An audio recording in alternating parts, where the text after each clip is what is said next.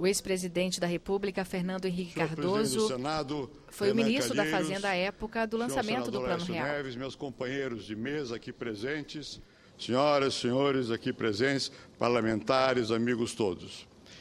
Não é a primeira vez que eu venho a esse Senado da República para celebrar o fato de que nós conseguimos criar uma moeda estável e, a partir daí, as perspectivas para o desenvolvimento do Brasil se abriram e se estão consolidando. Mas eu venho com emoção cada vez que tenho o prazer de voltar a assumir essa tribuna, na qual eu me treinei vindo da academia em épocas difíceis, quando nós jurávamos a Constituição, ainda era o regime militar, e em seguida dizíamos que faríamos tudo para mudar aquela Constituição. E foi aqui que eu aprendi nos embates com pessoas valorosas, não me referirei a nomes para não pecar por omissão, mas que aprendi aquilo que me parece essencial, que não se constrói nada no isolamento. A construção de uma nação não é fruto de uma vontade isolada.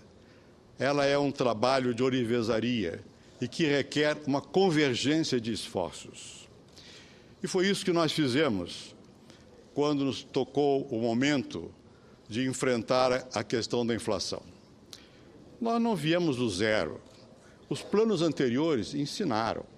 Muitos dos que trabalharam comigo na equipe econômica haviam trabalhado em planos anteriores, notadamente no plano cruzado.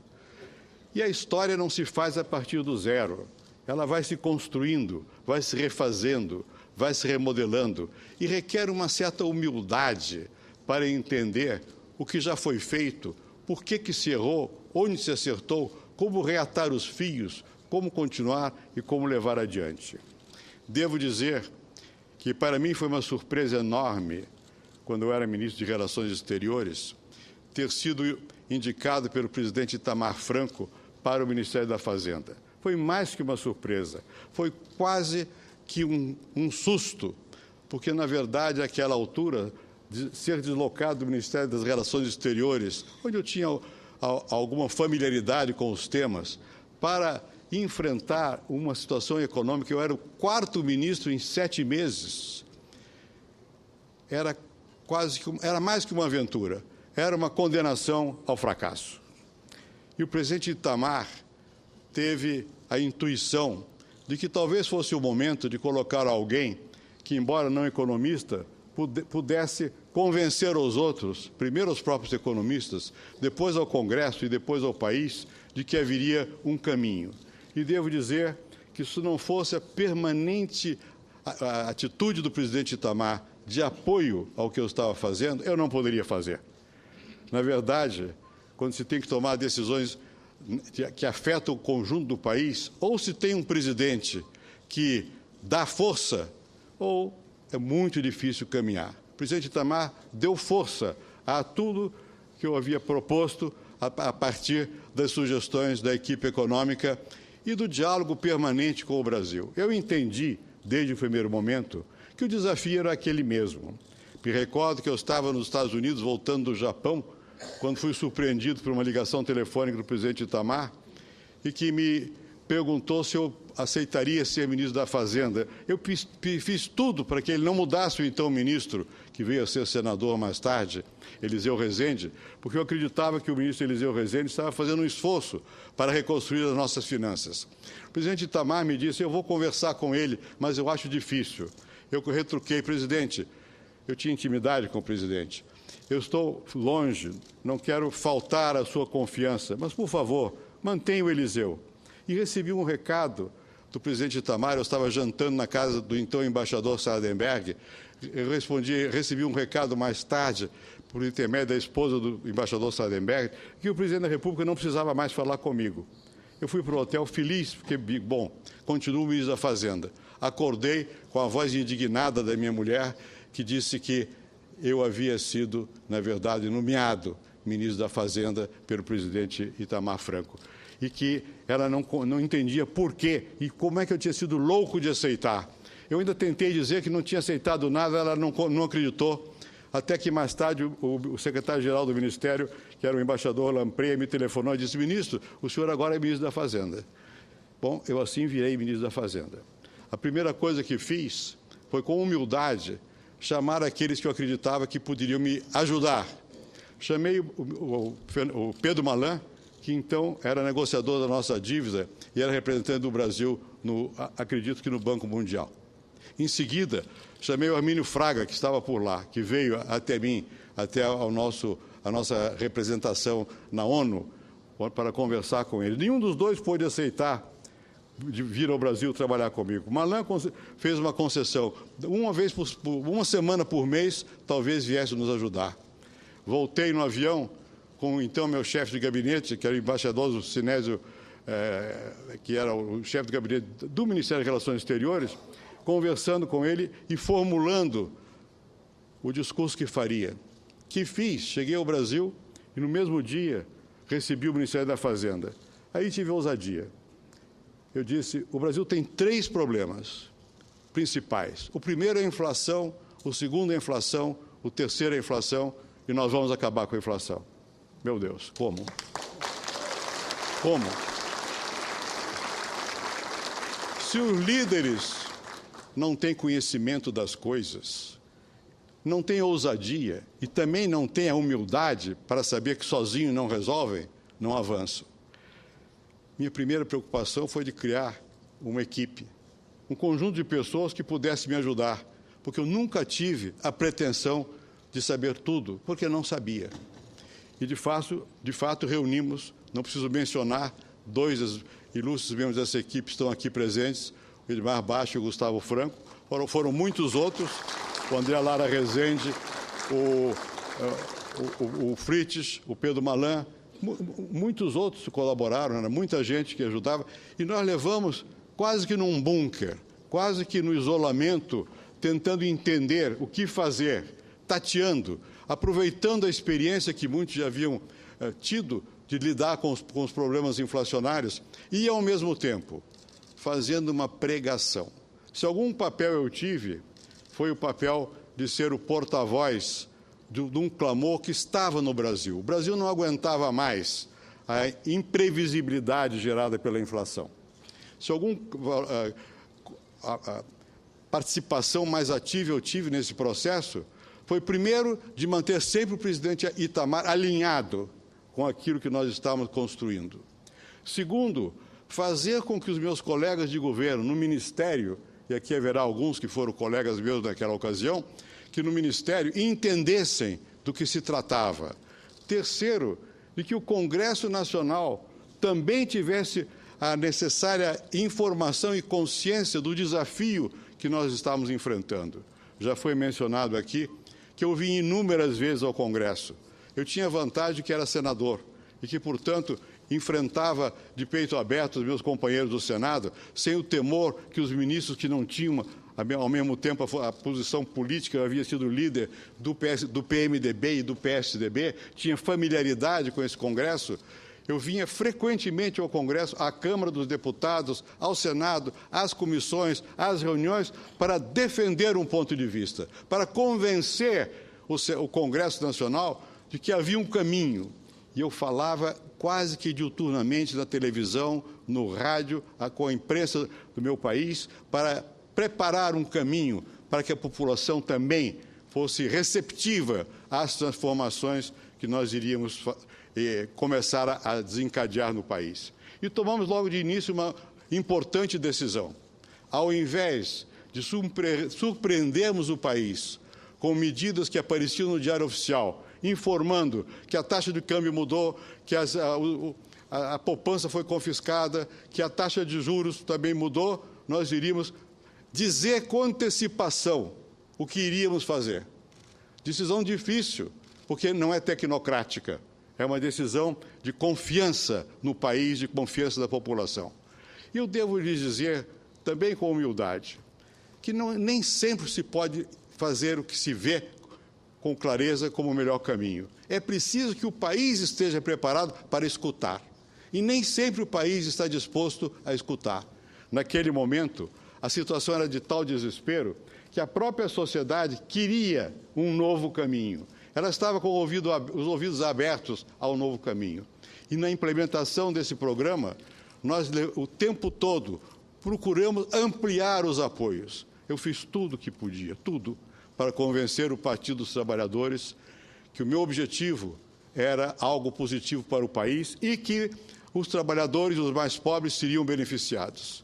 Chamei ao meu apartamento, aqui em Brasília, o líder do partido. Então, era o Lula e José Dirceu. Tentei convencê-los da possibilidade do Brasil avançar e da necessidade de que aquele programa fosse nacional. A pergunta que me foi feita foi muito simples.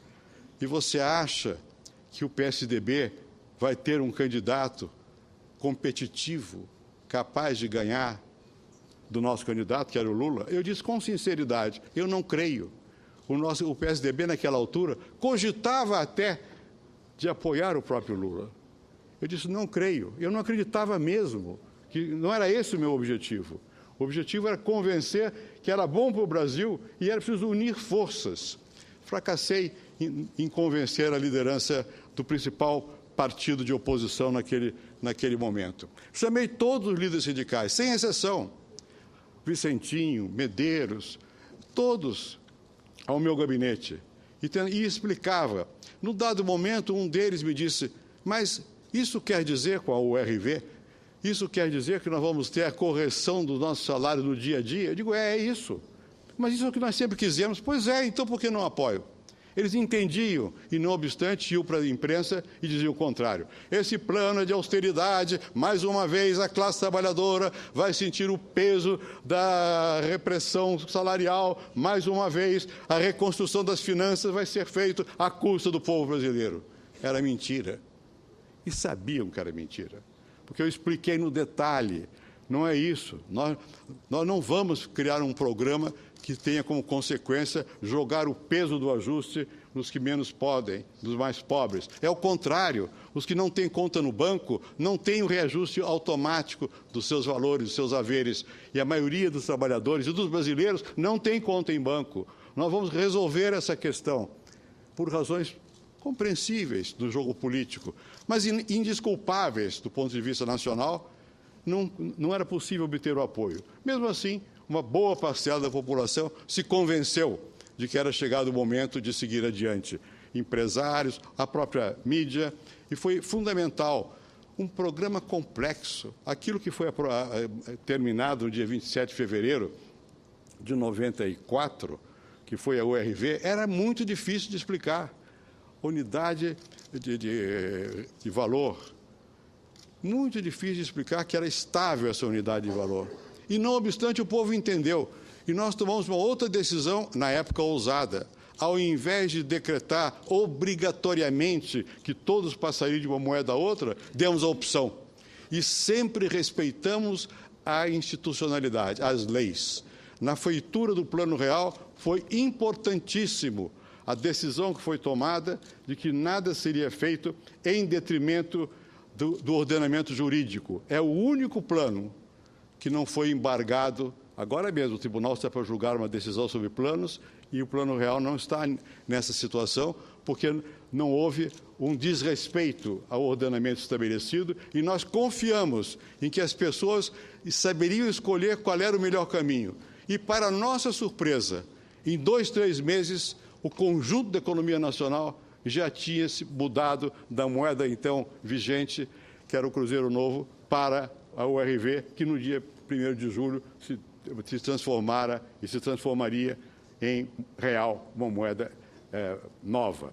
E essa moeda nova, exatamente como já foi aqui referido, para evitar a memória inflacionária e para despertar a crença da população, não custou simplesmente cortar zeros. Nós mudamos fisicamente a moeda no conjunto do Brasil num só dia. Uma operação de guerra.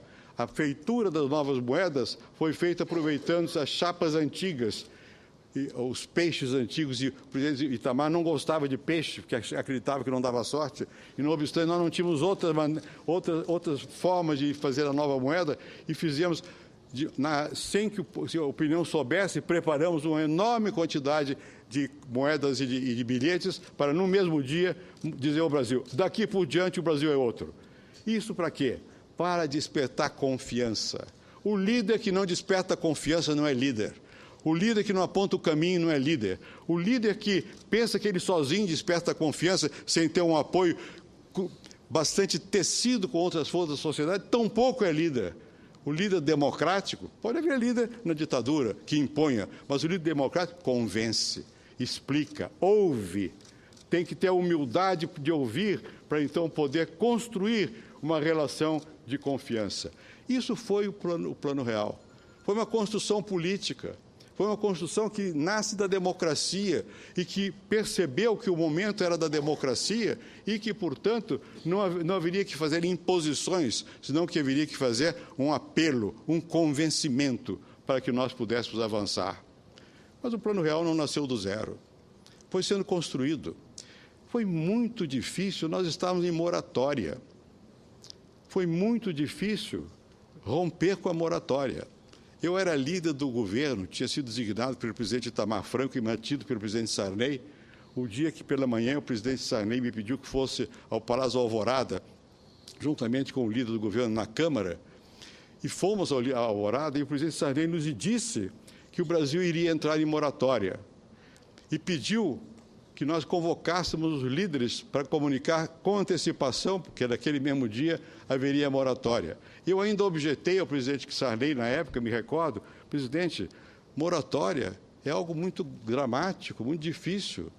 E aqueles que hoje estão nas ruas pedindo para suspender o pagamento das dívidas não vão aplaudir no dia seguinte o seu gesto corajoso da moratória. Na verdade, o presidente Sarney não tinha alternativa, porque, tecnicamente, nós não tínhamos mais como fazer frente às nossas dívidas, nós estávamos quebrados, não era em moratória. E o Brasil entrou em moratória. Para poder reconstruir a confiança, não só foi feito o que disse aqui a respeito do real, que todos mencionaram, e já me referirei aos discursos que me precederam, mas nós tivemos que reconstruir também a credibilidade junto aos nossos credores. Não foi fácil, não vou entrar em detalhes, foi muito difícil. O Fundo Monetário Internacional, isso é pouco sabido, não apoiou o Plano Real. Uma certa altura, quando o ministro Malan, era então presidente do Banco Central e eu ministro da Fazenda, combinou comigo que ele iria a Washington para renegociar a possibilidade da moratória e também do Plano Real, uma certa altura ele me pediu que fosse aos Estados Unidos, porque ele não via condições de nós termos a nossa perspectiva aceita pelo Fundo Monetário. O presidente do Fundo Monetário, na época, chamava-se Michel Candesu, que, por coincidência, eu já o conhecia, porque eu sou amigo do ex-primeiro-ministro da França, Rocard, que era muito amigo do Candesu. Chegamos lá, eu cheguei no Fundo Monetário, e o Candesu me convidou para ir a uma sala isolada com ele, e me disse o seguinte, olha, eu tenho simpatia pelo esforço de vocês, mas eu não consigo convencer os nossos técnicos aqui de que o Brasil vai realmente fazer alguma coisa séria, porque a situação brasileira é frágil, o Congresso estava naquele momento com um processo gravíssimo do chamado CPI dos anões do orçamento, o presidente da República era o vice-presidente, tinha havido um impeachment, a sua equipe é jovem, é competente, mas não é experiente, eu não consigo convencer, mas eu estou convencido que vocês estão indo pelo bom caminho. E me leu uma carta que ele tinha escrito em francês, na véspera, que ele estava num jantar, nós estávamos conversando em francês, isso sempre ajuda, porque os franceses gostam, né? Ele disse, eu não posso dar o apoio, eu vou dar a você esta carta onde eu dou o meu aval pessoal, mas não é o aval do fundo. Eu digo, mas nós não podemos fazer nada com o aval pessoal, porque nós precisamos, para terminar a moratória e restabelecer um novo contrato das dívidas, nós precisamos dar garantias. E as garantias requeridas são letras do Tesouro dos Estados Unidos. E sem o aval do fundo, o Tesouro não vai emitir uma série especial das letras para o Brasil contar. Aí ele sorriu e me disse, vocês já têm essas letras. E é verdade. O ministro Malan tinha tomado a decisão comigo e mais ninguém, de que pouco a pouco Gustavo Franco deve se recordar disso, porque ele operava o Banco Central no assunto internacional, de que pouco a pouco nós iríamos comprando no mercado título do Tesouro Americano, pouco a pouco, para que ninguém desconfiasse, porque senão subiria o preço. Mas é claro que o Fundo Monetário descobriu que nós estávamos operando assim. Digo de passagem que eu tive que vir a uma comissão do Senado aqui e um senador desabusado que quis insinuar de que ali teria havido como se diz hoje, um mal feito naquelas contas. Digo, olha, ainda bem que você não é meu aluno, que eu te daria 0 em economia. Como eu era senador também, eu tinha liberdade, ele era suplente senador, na verdade. Eu tinha liberdade para dizer duramente a ele, não diga bobagem, rapaz, porque o que nós estamos fazendo é uma coisa meritória para o Brasil, e foi feito. E com esse fato, eu ainda tive que aduzir ao Candace, mas é preciso depositar esses títulos no FED, e o FED não vai aceitar. Ele diz, não precisa, basta depositar no BID, Banco Interamericano, dirigido por Henrique Iglesias, que era amigo do Brasil. E eu fui ao Banco Interamericano e nós concordamos com isso. E graças a isso foi possível começar a renegociação das dívidas, e eu creio que em outubro ou novembro de 93, o Malan, então presidente do Banco Central, e eu fomos para Toronto, no Canadá, e assinamos uma manhã inteira novos contratos de dívida, porque o Brasil tinha 700 bancos credores. Havia um sindicato que dirigia isso tudo, para nós reconstruirmos a possibilidade dos mercados financeiros se abrirem ao Brasil.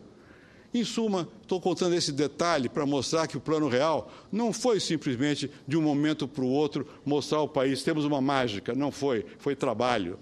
Trabalho duro de reconstrução das instituições, da credibilidade do país. Fomos ganhando credibilidade pouco a pouco. E tivemos sempre a consciência de que era um começo e que levaria muito tempo. E aqui vários dos que falaram anteriormente mostraram o tempo que isso tomou. Como refazer a dívida dos estados? Ninguém pagava ninguém. Como refazer tudo isso aqui internamente? Como desindexar a economia, que foi sendo parcialmente desindexada? Como reconstruir as instituições? Isso foi um trabalho insano e foi feito. Foi feito por todos os brasileiros, porque o país sentiu que dali por diante ou se faria alguma coisa mais consistente ou nós iríamos perder a nossa chance de potencial histórico que nós temos. Claro que sempre me entusiasma falar do passado, mas eu sou mais propenso a falar do futuro. E acho que nós estamos num momento, e me alegrei de vir aqui, ouvi os discursos aqui feitos, e muito especialmente o que disse o senador Aécio Neves, com confiança que chegou a hora de nós darmos novos passos. Não farei discurso partidário, não é do meu estilo, numa casa em que hoje se celebra uma festa nacional. Mas qualquer brasileiro percebe hoje, quando as ruas reclamam, quando os empresários reclamam, quando os políticos reclamam, quando as donas de casa reclamam, que algo está desengonçado, para usar uma palavra simples. É hora, de novo, de nós termos humildade. Os que hoje mandam, ao invés de se cerrarem nos seus escritórios e pensarem que tecnocraticamente resolve as questões, é hora de se abrir o coração, dizer a verdade ao país. Muita coisa foi feita, não foi só o Plano Real, nem foi só o meu governo, longe disso. Não sou, como vou dizer, ingênuo ou maldoso para imaginar que tudo foi feito no passado e nada foi continuado. Muita coisa foi continuada. As bolsas que nós começamos, o presidente Lula expandiu. Mesmo as dúvidas que se tinha sobre, enfim, o superávit primário. Eu fiquei surpreso quando o ministro Palocci anunciou um superávit altíssimo. Eles sempre criticaram o superávit, mas ainda bem que perceberam que ou fariam isso, ou que tinha acontecido no ano 2002, que foi o medo injusto de que os mercados ficaram possuídos pela eventual eleição do PT.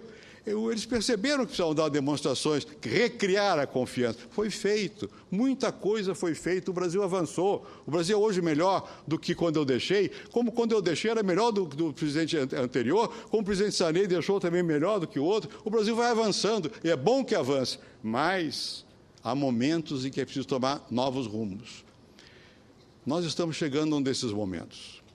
Não é apenas por pela questão da dinâmica interna do país. O mundo também, depois da crise de 2007, 2008, quando alguns acreditaram que haveria o declínio do Ocidente, não é o que está acontecendo. O mundo está retomando energias, e energias a partir do desenvolvimento, de novamente a economia americana voltar a crescer, a economia chinesa fazer exatamente o contrário, e tem que fazer, do que nós fizemos no Brasil. Eles têm que aumentar o consumo e refrear a infraestrutura. Nós temos que aumentar a infraestrutura e não refrear o consumo, mas não expandir por crédito apenas. Eu acho que o mundo percebeu que está no começo de uma nova fase. E nós ainda estamos com os olhos no passado. Nós ainda estamos apostando em que as coisas irão mal no mundo. E quem sabe nós possamos sozinhos, sul-sul, juntamente com outros emergentes, levar o mundo adiante. Vamos fazer parte desse novo mundo? Sim. Temos todas as condições para avançar mais nele, mas temos que abrir nossos olhos. A economia contemporânea é a economia do conhecimento. Ela requer inovação. Requer fluxos de inovação. Aqui foi dito, e é verdade, que a taxa, eu creio que foi o senador Aécio que mencionou o dado, a taxa de crescimento da produtividade é quase nula no Brasil. Isso é fundamental, crescimento é produtividade. Não basta, tem que redistribuir ao mesmo tempo, mas é produtividade. E nós descuidamos disso. Nós estamos sentindo, nós brasileiros, estamos sentindo, está pulsando que chegou o momento de uma nova palavra, mais moça, mais forte, abrir horizontes novos para o Brasil. Não é abrir horizontes novos cuspindo no presente e no passado, mas é abrir horizontes novos, dando um passo adiante e mostrando ao país quais são os problemas. Eu vou dizer o que talvez seja imprudente, mas, enfim, eu fui senador por muitos anos. Nós temos vários problemas. Muita gente me criticou pela falta da reforma política no meu tempo. Tentamos reformas parciais. Muito bem. Agora, não dá mais. Não dá mais. É clamoroso que nós não podemos conviver com um sistema político eleitoral que gera fragmentação partidária. Com 30 partidos e 39 ministérios, é a receita para a paralisação da administração. Não dá mais. E esse não dá mais não deve ser visto como a imposição da vontade de uma facção sobre os outros. Tem que ser visto como a necessidade de um entendimento nacional, que tem que enfrentar essa questão com clareza, com firmeza. Não dá mais. Também está visto que a paralisação das reformas, que houve uma paralisação das reformas, cobra seu preço nesse momento. Cobra seu preço pela ineficiência, não só da máquina pública. A ministra Gleisi Hoffmann deu uma entrevista ao deixar o ministério, onde dizia singelamente, a máquina não responde. Não responde por quê? Porque os incentivos estão errados e porque houve uma infiltração partidária na máquina pública. Isso não pode continuar. Isso tem consequências negativas para o desenvolvimento do país. Também é visível que levamos muito tempo para descobrir que o Estado sozinho não dá conta de aeroporto, estrada, energia, não dá conta. E não levamos tanto tempo assim para tirar a energia das agências reguladoras. Foi rápido. As agências reguladoras hoje já não têm a força que deveriam ter, estão infiltradas por interesses de todo tipo. E está visível que nós precisamos fazer leilões, sim, mas temos que ter uma vigilância do setor público através das agências. E esses leilões foram paralisados vários anos. Agora se comemoram outra vez. Meu Deus, é concessão. E o que eu fiz com a telefonia? Não foi concessão? É a mesma coisa. Por que ter medo de dizer as coisas? Por que ter medo? Por que não dizer claramente ao país? Não precisa nem dizer, perdemos tempo, erramos. Simplesmente dizer a verdade. Olha, tem que fazer. Nós custamos um pouco, estamos atrasados e perdemos o momento da bonança, perdemos o momento da fartura de capitais, perdemos o momento em que os olhos estavam voltados para o Brasil. Não quer dizer que amanhã não possamos recuperar. Eu sou muito confiante no Brasil, não sou derrotista, não sou pessimista. Não, eu falava muito da fracassomania, agora a presidente Dilma fala dos pessimistas. Bom, eu não sou desse lado, eu sou do lado do otimismo, mas otimismo com realismo, dizendo a verdade ao país. Está na hora de dizer de novo ao país, olha, não só vamos ter que fazer uma reforma política, vamos ter que fazer de novo um impulso grande na infraestrutura, com regulação governamental, mas com capitais privados. Vamos ter, sim, que enfrentar a questão que todos falamos, é difícil de enfrentar, que é da educação, que é fundamental e que requer uma inovação muito maior do que nós já estamos imaginando, porque o que ensinar não é só... Nós não sabemos mais o que ensinar, mudou tudo. O que se ensina? Quanto tempo se leva para a formação? Qual é a metodologia? Precisa sacudir o país nessa matéria, e eu não tenho fórmula, estou apenas dizendo que é preciso abrir o jogo. É preciso voltar a entender, por sorte há sinais positivos, de que a lei é igual para todos. Todos somos iguais, pelo menos perante a lei. Pelo menos perante a lei. E chegou a hora de reconhecer que a situação de insegurança das nossas cidades atinge a todos. Os ricos que se protegem com escolta e os pobres que não têm escolta para se proteger. E tem medo das ruas. E um país cujas ruas não são o abrigo do povo, mas é o pavor do povo, não pode ser um país que seja feliz. Nós precisamos enfrentar com seriedade a questão da segurança. Não vou continuar desfilando os problemas. Há muitos problemas, mas há muita possibilidade de avançar. Fiquei realmente feliz de ouvir os discursos que me antecederam. Não só porque louvaram, enfim, não o que eu fiz, o que o Brasil fez, que foi ter uma moeda estável e ter dado passos importantes, mas também porque abre perspectivas. E é preciso ter coragem de dizer as coisas, sem agressividade, mas com clareza. Já está passando da hora. Há momentos em que é preciso renovar. Sempre. A democracia requer sempre renovação. Às vezes é duro, porque a renovação vai contra nós próprios, que estamos no poder em alguns lugares há muito tempo. É preciso que haja o outro lado. É preciso que o outro lado se constitua. E depois até pode voltar. Mas é preciso que haja esse jogo, porque senão está tudo tão encastelhado ali, não muda. Há tantos interesses, há tantos comprometimentos que não se avança. Está na hora, o Brasil está precisando de ar novo, sangue novo. E direi até mesmo, a minha geração já passou. Outro dia, conversando com amigos meus, são todos octogenários. Eu digo, nós já morremos, gente. Nós somos testemunhas, mas é verdade, não morremos no sentido que estamos aí, pelo menos, percebendo as coisas. Mas não dá mais, tem que passar para outra geração.